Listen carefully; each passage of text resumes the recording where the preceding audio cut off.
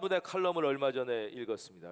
이분은 냉장고마다 각 가정에 벽돌 음식이 가득하다고 여기 표현하고 있는데, 벽돌 음식이 뭐냐? 냉장고에 오래 이제 냉동실에 들어가 있어서 벽돌처럼 딱딱해진 음식이 벽돌 음식이라는 것입니다. 우리는 보통 이제 음식이 상하였다 이러면은 이제 200 RLU 정도 되면 이걸 이제 오염 기준이라고 생각한대요. 그래서 많은 사람들이 이제 음식을 냉동실에 넣어서 얼리면 상하지 않을 것이다 이렇게 착각하는데, 그렇지 않다는 것입니다. 냉동실에 넣어서 4달 정도 얼린 조개는 5,400 RLU, 그러니까 200이면은 상한 건데 몇십 배가 넘는 거예요. 1년 정도 된 이렇게 땅땅 얼어진 소고기는 무려 24,000, 어마어마하게 오염도가 높은 거예요. 뭐 언제 넣었는지 모르는 혹시 굴비 같은 게 있다면 이런 거는 25만 RLU. 그래서 가정에 있는 그 가정 변기보다 이 딱딱 얼린 냉동 음식이 훨씬 더 더럽고 바이러스가 우글우글 한다는 거예요. 이 벽돌처럼 딱딱해지게 된 냉동 음식에는 어린이들이 주로 식중독에 많이 걸리게 되는 로타 바이러스가 막 우글우글되고, 또 어른들이 많이 걸리는 바이러스는 노로 바이러스인데 이게 또 아주 우글우글 한답니다. 이 바이러스가 노로바이러스 같은 경우는 영하 20도까지도 죽지 않고 견딘다는 거예요. 그래서 우리가 식당을 갈 때는 이왕이면 이 순환이 잘 되는 식당을 가는 게 좋다는 거예요. 그래야지 재료가 자꾸 순환이 되는 곳을 가야지, 오래 이 냉동실에 있는 거는 그렇게 신선하지 않고, 메뉴를 고를 때도 뭐 좀 특이한 거, 독특한 걸 시키는 것보단 제일 많이 팔리는 메뉴를 시키는 것이 이 재료가 오래 냉동실에 있지 않아서 건강하다, 그리고 신선한 음식을 먹을 수 있다, 이렇게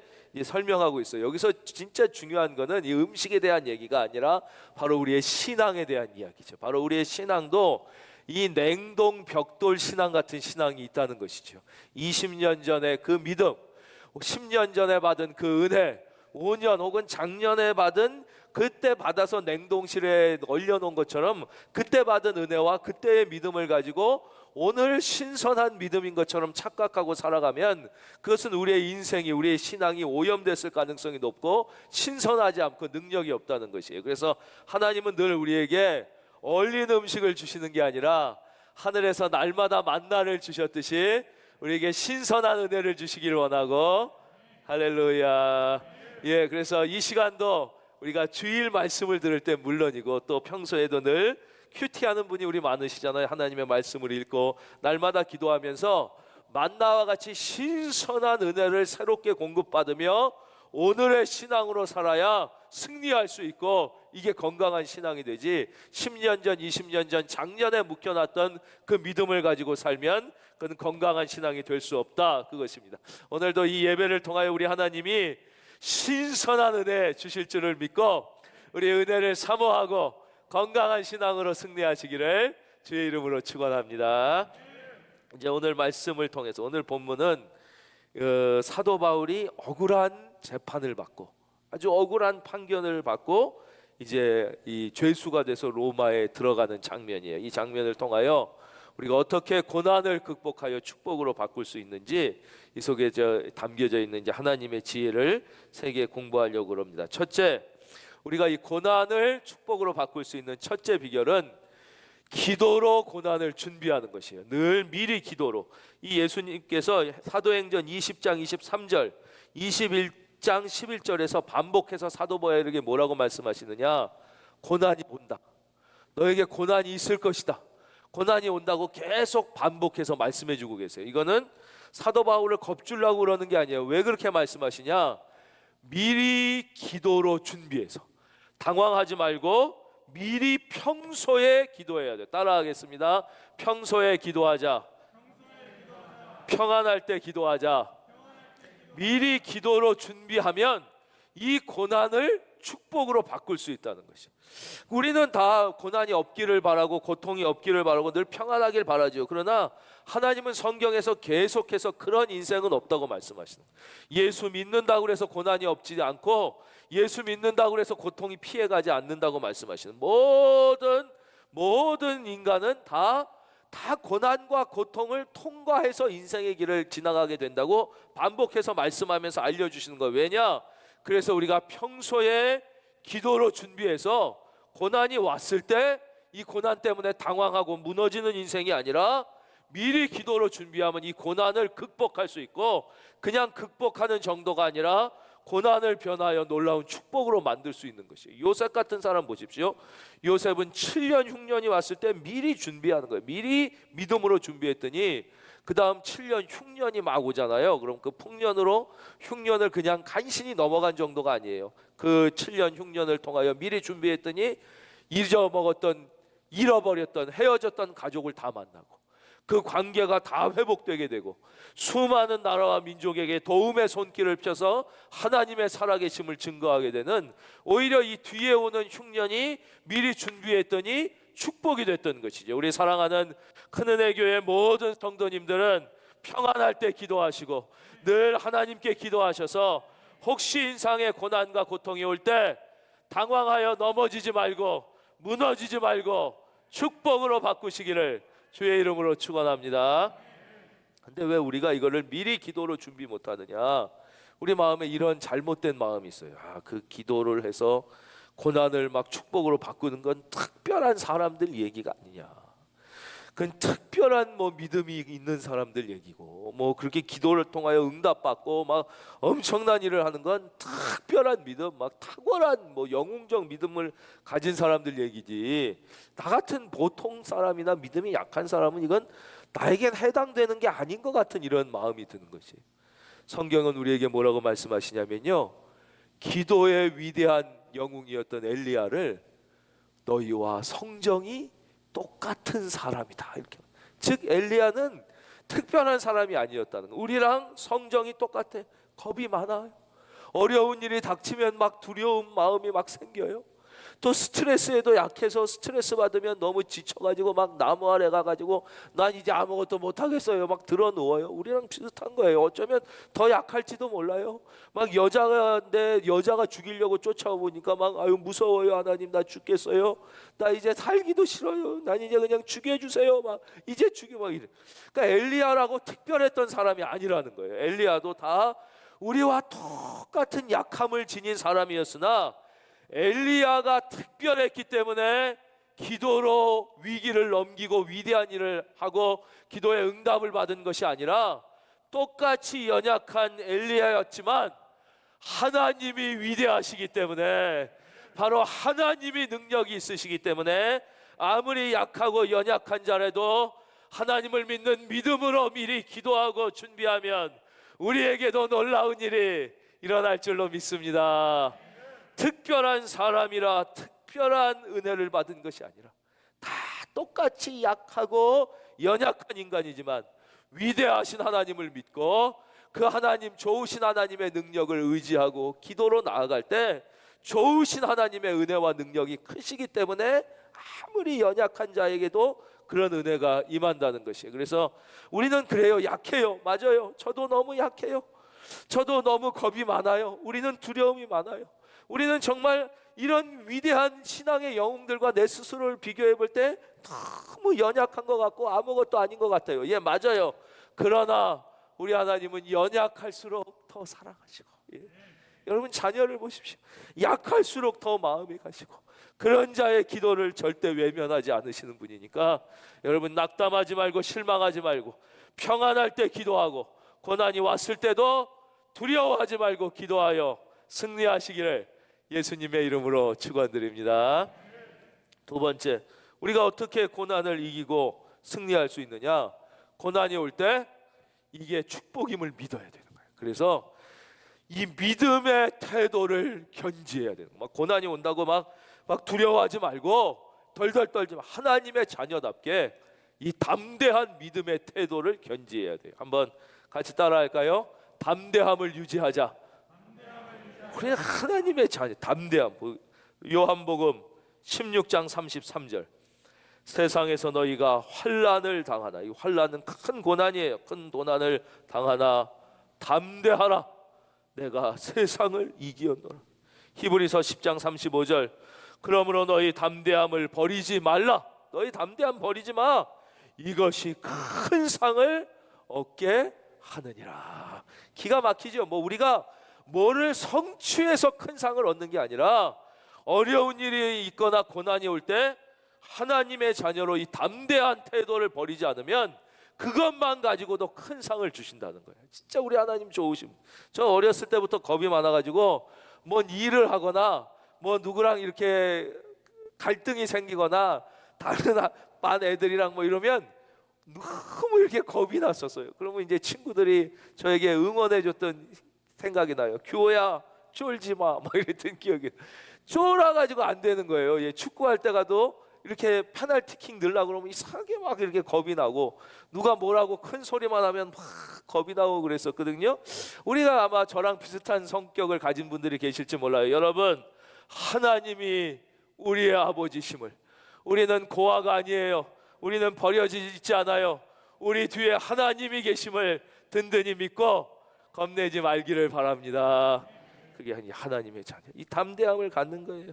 다윗은 바로 이 태도 하나 때문에 복을 받은 대표적인 인물이에요. 다윗이 이제 양을 쳐요. 양을 치는데 밤이 되면 얼마나 무섭겠어요? 거기 막 늑대 우는 소리도 나고 그랬을 거예요. 소리만 난 게 아니라 진짜였어요. 사자가 양을 먹으러 왔다고 고백해요. 그때 내가 사자의 아가리에서 양을 구해냈다. 담대한 거예요. 곰이 오면 곰의 발톱과 생명을 걸고 싸워서 양을 건져냈다는 거예요. 이게 기가 막힌 말씀입니다. 이 유다의 그 당시의 상속 그 시스템을 보면 이 다윗은 이거 헛짓한 거예요. 왜냐하면 그때는 자기가 아무리 목숨을 걸고 양을 지켜봤자 그 양의 절반 이상은 다 큰아들한테 다 가는 겁니다. 내게 아니, 큰아들한테 다 가고 나머지 갖고 형들이 다 놀아갖고 나머지 형들이 자기한테는, 막내인 자기한테는 올 것도 없어요. 그러니까 인간적으로 머리 써서 생각하면 너 미쳤다고, 내가 무서운데 그 목숨 걸고 싸워봤자 형은 맨날 나 무시하죠. 그 성경에 보시면 맏형이 얼마나 다윗 무시하고 목숨 걸고 지켜봤자 내목 하나도 없어요. 다 절반은 맏아들 다 갖고 나머지 형제들이 놀아갖고 하나도 없는 거예요. 그러나 다윗은 그러지 않은 것이, 나에게 맡겨진 일이 이 양을 지키는 일이니까 난 하나님의 자녀답게 내 일에 최선을 다하는 그 믿음의 태도, 하나님의 자녀다운 태도, 목자의 태도, 할렐루야, 잘 지켰어. 그랬더니 하나님이 어떤 복을 주셔요? 그까지 양 몇 마리의 목자가 아니라 이스라엘 전 민족의 목자가 되는, 할렐루야. 그래서 그 가난한 목동 출신이 이스라엘 전체의 목자가 되는 왕으로 세워주죠. 이게 믿음의 태도예요. 우리는 하나님의 자녀예요. 여러분, 고난은 터널과 같은 것이에요. 고난은 왜 고난이 있냐? 터널, 양양 고속도로 가다 보면 10km가 넘는 터널, 이 어둡고 깜깜한 터널을 왜 뚫었냐? 왜 터널을 지나가게 했냐? 그게 어둡고 캄캄해 보이지만 결국 터널로 가는 길이 제일 안전하고, 그렇잖아요. 제일 안전한 길, 가장 빠르고 안전하게 목적지에 도달하는 길이기 때문에 우리가 고난이 올 때 우리가 믿음으로 따라하겠습니다. 고난은 터널이다. 예, 갑자기 운전대를 놓으면 안 돼요. 막 갑자기 막 깜깜해졌다고 이러면 안 돼요. 침착하고 담대하게 끝까지 앞을 바라보는 거죠. 우리가 하나님의 자녀로서 담대하게 믿음으로 나가면 결국 그것이 가장 먼저 안전하게 목적지로 도달하는 길이에요. 이때 이제 사도 바울이 로마에 들어갈 때 이 사도 바울을 아주 목 빠지게 기다리던 테러리스트들이 있습니다. 40명이 넘는 테러리스트들이 있어요. 그거 한번 찾아보겠습니다. 사도행전 23장 12절 13절에 하나님이 이 테러리스트들을 성경에서 소개해주고 계신데요. 한번 신약 성경 228면 테러리스트를 한번 찾아볼까요? 12, 13절, 11절 제가 읽겠습니다. 그날 밤에 주께서 바울 곁에 서서 이르시되 담대하라, 내가 예루살렘에서 나의 일을 증언한 것 같이 로마에서도 증언하여야 하리라 하시니라. 12절 다 같이 시작.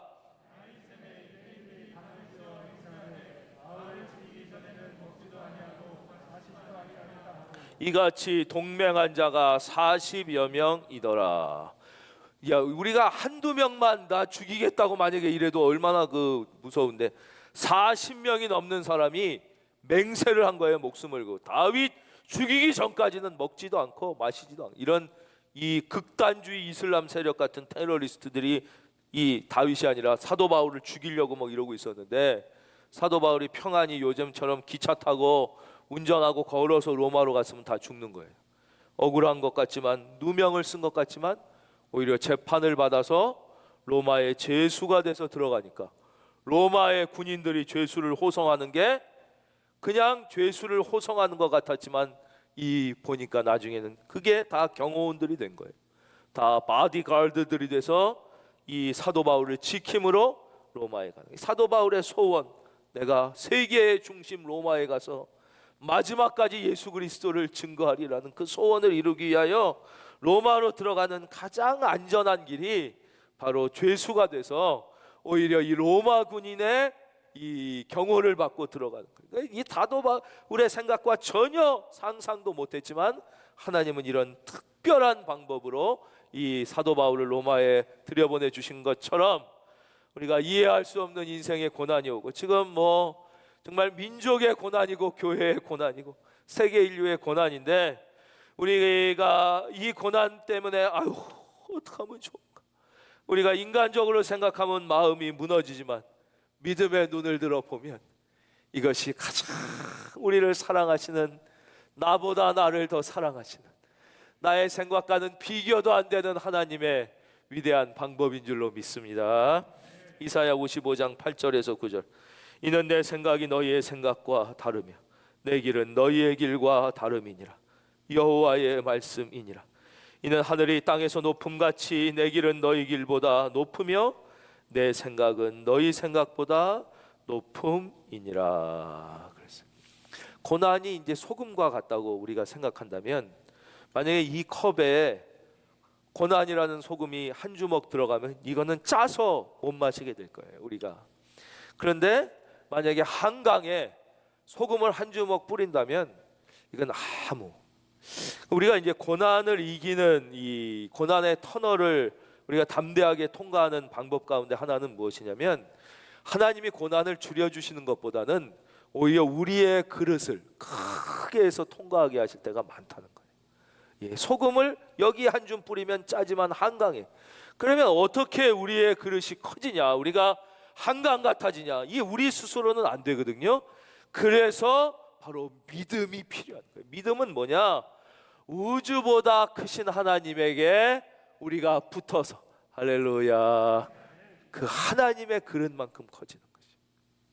그래서 우리가 믿음, 그래서 이 고난과 어려움이 있을 때 우리는 특별히 우리 하나님은 좋으신 하나님이다.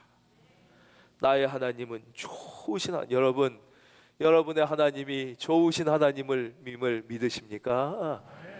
나의 하나님은 좋으신 하나님. 내 머리로 이해할 수 없어도, 내 방법, 내 계획. 사도 바울은 뭐 나는 기차 타고 가고 싶었겠죠. 나는 뭐 이렇게 걸어가고, 뭐 나는 운전했다. 그러나 자기의 방법이 전혀 아니었지만 그냥 믿는 거예요. 그래서 믿음이 귀한 것이, 믿는 거예요. 그러니까 빌립보 감옥에 바울과 실라가 갇혔을 때도 거기서 사도 바울이 뭘 알았기 때문에 기도하고 찬송할 수 있었던 게 아니에요. 그냥 무조건 믿기 때문에, 하나님의 계획이 나의 계획보다 좋을 것을 믿을 수 있는 믿음이 저와 여러분에게 있기를 바랍니다. 믿는, 그래서 내가 할 수 있는 것은 오직 감사와 기도. 찬양 들어보셨습니까?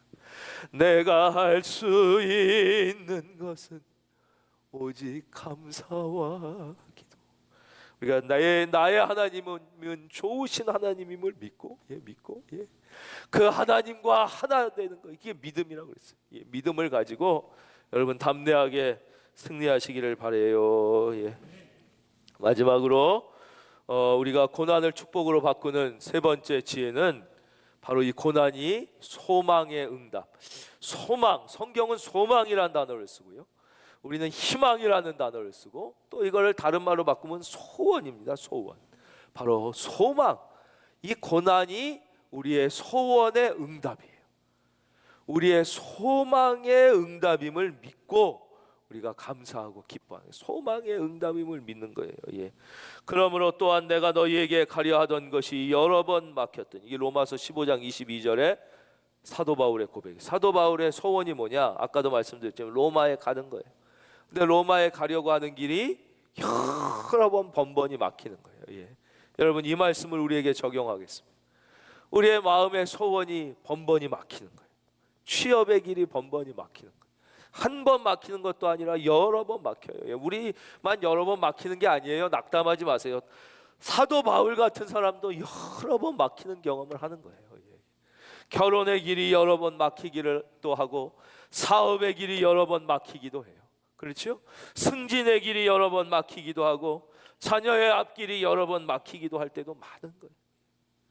그럴 때 왜 이렇게 내 인생은 막히기만 하는가? 왜 이렇게 한 번, 두 번도 아니고 계속 막히는 일이 있나 하고 여러분 낙심하지 마십시오. 다윗도 그랬다는 것을 기억할 자꾸 오늘 다윗이라고 그러네 제가. 바울도 그랬다는 것을 기억할 수 있기를 바랍니다. 바울도 그런데 결국 그 여러 번 막혔던 길이 억울하게 체포되고 부당한 선고를 받았지만, 그것이 결국 사도 바울의 최고의 소원, 세계의 중심 로마에서 예수 그리스도를 증거하고자 하는 그 소원의 응답이었어요. 그러니까 여러분이 고난이 올 때, 여러분의 길이 막힐 때 믿음을 갖고, 이것이 내 소원의 응답이다, 이것이 나의 기도의 응답이다, 우리가 고백할 수만 있다면 기적은 일어날 것입니다.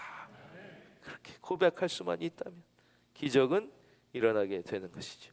그렇다면 왜 하나님은 순적하고 순탄한 길이 아니라 이렇게 고난과 고통의 길을 통하여, 특별히 사랑하는 자녀들에게 고난과 고통의 길을 통하여 그 마음의 소원에 응답하시는가 하는 것입니다. 옥스퍼드 대학의 채플에서 C.S. 루이스가 이제 말씀을 전하고 내려오는데, 한 학생이 막 뛰어와서 눈물을 흘리면서 C.S. 루이스를 붙잡더라는 거예요. 선생님, 진짜 하나님이 살아계십니까? 진짜 하나님이 살아계시다는 것을 믿을 수가 없습니다. 만약에 진짜 살아계시다면 왜 인생에 이런 뜻하지 않은 고난이 있어야 합니까? 왜 이런 고통이 있어야 됩니까? 진짜 하나님이 계신 게 맞습니까? 그렇다면 왜 이런 일이 있어야 됩니까? 그러더라는 거예요. 그 얘기를 듣고 C.S. 루이스가 잠깐 눈을 감았대. 그리고 눈을 떴다는 거예요. 학생의 마음에 저도 전적으로 공감합니다. 나도 왜 하나님이 계신데 우리의 인생에 이런 고난이 올지, 이런 고통이 오는지 이해하지 못할 때가 너무나도 많습니다. 학생의 마음에 나도 전적으로 공감합니다. 왜 우리에게 이런 일이 있어야 되는지 우리가 이해할 수는 없지만, 만약에 이러한 뜻하지 않은 고난과 고통이 있어도 우리 인간이 이렇게 교만한데, 만약에 모든 인생의 일이 다 뜻한 대로 되고 이해할 수 있는 일만 일어난다면 우리들이 하나님 앞에 얼마나 더 교만해질까요? 한번 사도 바울에게 생각해 볼까요? 사도 바울은 믿음의 사람이었고 기도의 사람이었고 위대한 겸손의 사람이었어요. 근데 만약에 사도 바울의 계획과 준비, 그의 전략대로 모든 게 이루어져서 그가 로마에 들어가게 됐다, 이 고난과 고통이 아니라 순적과 형통을 통해서만 들어갔다면 아마 사도 바울조차도 혹시 이렇게 생각하지 않았을까요? 그렇지, 그러니까 예수님이 나를 사도로 선택한 거야. 나의 이 지혜, 나의 이 탁월한 판단력, 나의 이 예측력과 나의 준비하는 자세, 이 모든 것을 볼 때 이렇게 내가 똑똑하고 준비를 잘하고 계획적이고 치밀하고 전략적으로 탁월하니까 하나님이 나를 사도로 삼으셨지 라는 심각한 착각. 사도 바울의 위대한 고백은 무엇입니까? 나같이 부족한, 나같이 죄인 중에 괴수를 하나님이 사도로 삼아 주셨다. 할렐루야. 이것이 그의 진짜 능력이고 이것이 하나님의 영광을 드러나는 일이었는데, 그가 아마 그렇게 착각하지 않았을까요? 우리도 모든 것이 우리의 계획대로 생각대로 되고 뜻하지 않은 고난과 고통이 없이 일이 진행되면 야, 나는 진짜 똑똑하구나. 난 잘났어. 역시 그러니까 나는 하나님의 자녀 될 만해. 난 구원받을 만해. 우리는 뭐 사도 바울과 비교도 안 되는데 안 그래도 이렇게 교만한데 우리가 얼마나 더 교만해졌을까? 성경에는 고난이 없이 잘 돼서 망한 인물들이 많이 나오는데 그 중에 대표적인 사람이 바로 이스라엘의 초대 왕이었던 사울이에요. 그는 원래 아주 겸손한 성품을 갖고 있었다고 성경은 소개합니다. 근데 이 사람이 고난이 없이 계속 잘 되니까 나중엔 극도로 교만해져 가지고 막 사무엘이 기다려도 안 오니까 아니 뭐 꼭 사무엘이 기다려야 되나? 뭐 제사장 아니면 안 되나? 내가 왕인데 내가 할래. 그래서 제사장만 할 수 있는 걸 막 교만하게 하다가 결국 버림을 받은 인물들이 나와요. 사도 바울이 마지막까지 달려갈 길을 끝까지 다 달려가 진짜 승리할 수 있었던 이유는 바로 그 믿음. 우리 하나님은 성공의 사람보다 겸손의 사람이 되기를 우리에게 기대하고 계시는 거예요. 우리 하나님은 우리가 무슨 탁월한 성취의 사람이 아니라 하나님을 붙잡는 믿음의 사람이 되길 늘 원하고 계시고, 진짜 인생에 하나님 앞에 섰을 때의 승리는 이 땅에서 우리가 얼마나 성공했느냐 성취했느냐로 하나님이 심판하시는 게 아니에요. 하나님이 우리를 심판하시는 기준은 우리가 얼마나 겸손했느냐, 하나님 앞에 믿음으로 할렐루야 살았느냐. 그래서 우리는 또 주신 것에 대하여 늘 더 겸손해야 됩니다. 하나님 앞에 섰을 때 하나님은 우리에게 없는 것을 가지고 물어보시지 않아요. 우리에게 주셨던 것, 내가 너한테 건강 주었는데 너 그것을 어떻게 썼느냐? 내가 너에게 지혜를 주었었을 때 넌 그것을 어떻게 썼느냐? 너에게 물질을 주었는데 그것을 어떻게 썼느냐? 하나님은 우리에게 주셨던 것을 가지고 물어보시지 우리에게 주시지 않았던 것을 가지고 물어보시는 게 아니에요. 그래서 우리는 받을수록 겸손해야 되고, 우리가 고난 중에서도 우리 하나님을 믿고, 우리가 사도 바울의 마지막 23절입니다. 그들이 날짜를 정하고 그가 유숙하는 집에 많이 오니 바울이 아침부터 저녁까지 강론하여 하나님의 나라를 증언하고, 따라하겠습니다. 하나님 나라를 증언하고 예수에 대하여 권하더라. 그래서 우리는 어떤 상황, 사도 바울이 이렇게 갇혔어도 그 상황에서 하나님 나라와 예수를 증거했던 것처럼 우리가 고난 중에 있던 평안함에 있던, 우리가 순풍을 타고 가든 역풍을 타고 가든 우리는 늘 우리에게 주신 이 믿음의 사명을 감당할 때에 하나님께서 우리 사랑하는 한 분 한 분, 우리는 하나님의 자녀됨의 복을 받지 않았습니까? 하나님이 우리를 자녀 삼아 주셨습니다. 여러분, 결코 우리 하나님께서 고난 가운데 버려두지 않고 하나님이 반드시 그 고난을 변하여 축복으로 우리에게 갚아 주실 줄로 믿습니다.